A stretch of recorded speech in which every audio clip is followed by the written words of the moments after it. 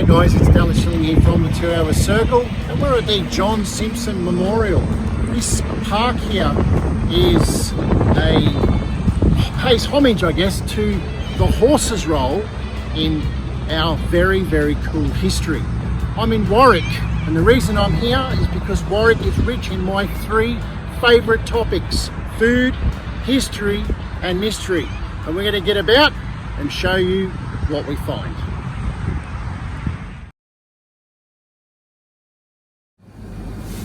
First stop at the Pickle and Must Deli Cafe. Breakfast bagel, cup of coffee, drink of water. What more could you want? It's going to get me started for what's going to be an awesome trip around the beautiful town of Warwick.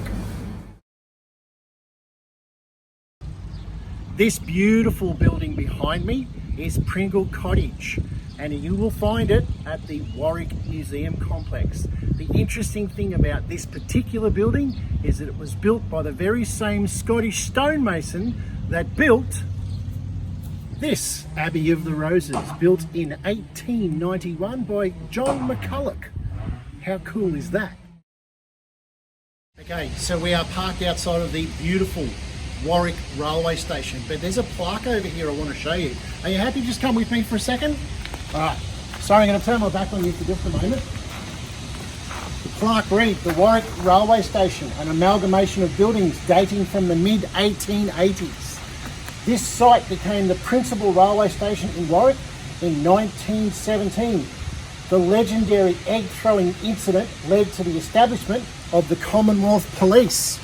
Ooh-ah! So this is where it all started. That's very cool. So here's a little bit more information. On the 29th of November 1917, while Prime Minister Billy Hughes was giving a speech on conscript, I think, military conscript, a protester dislodged his hat by throwing an egg at him. That's a bit naughty. If it gets egg on my hat, I'll be very upset. Just across the road from the railway station is this beautiful old pub. Now this was a Cobb and Co stop, and it's been here since 1887. So I reckon she's got some stories to tell. And just up the road behind me, still across the road from the railway station, is this gorgeous old butcher shop. Now I reckon that she's got a few years on her. We asked the owner if they knew how old the building was. They said that there's a ton of history attached to it. I just didn't know how old it was. So if you know how old this butcher shop is, maybe you can leave a comment at the bottom of this video. Alright, we are inside the museum at Warwick. I'm just having a chat here to my old mate. Now, if you do happen to come to Warwick, make sure you stop in at the Warwick Museum. And if you are a local and you've got something tucked away in the back shed that's gathering dust, don't forget it might be something that the museum might like. The artifacts in that area come mostly from donations, things people find. So maybe pop in and see if they'd be interested.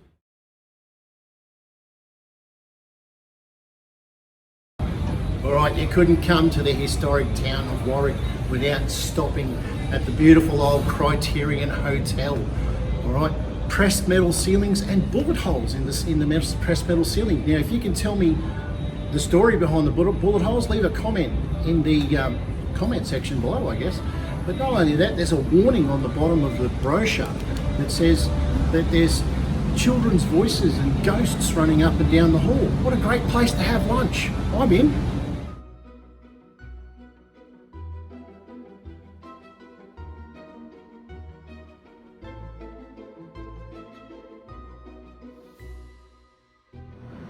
Alright, after lunch we decided to stop in at the beautiful old town hall where you will find the Tourist Information Centre. And I'm about to duck in there and see if I can find out some information about a frog.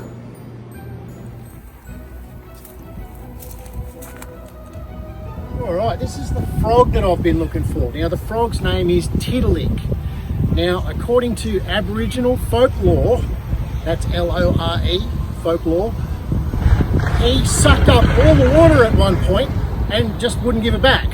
So all of the animals around the place went, hang on a minute, we've got a massive drought.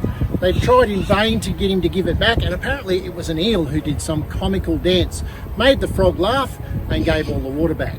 Now the frogs here in Warwick, that there is the Condamine River, if you want to just have a quick peek over that way.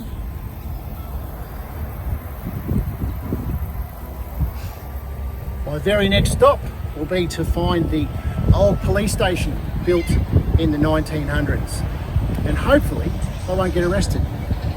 This is the Warwick police station, built in 1900 or 1901, depending on what you read.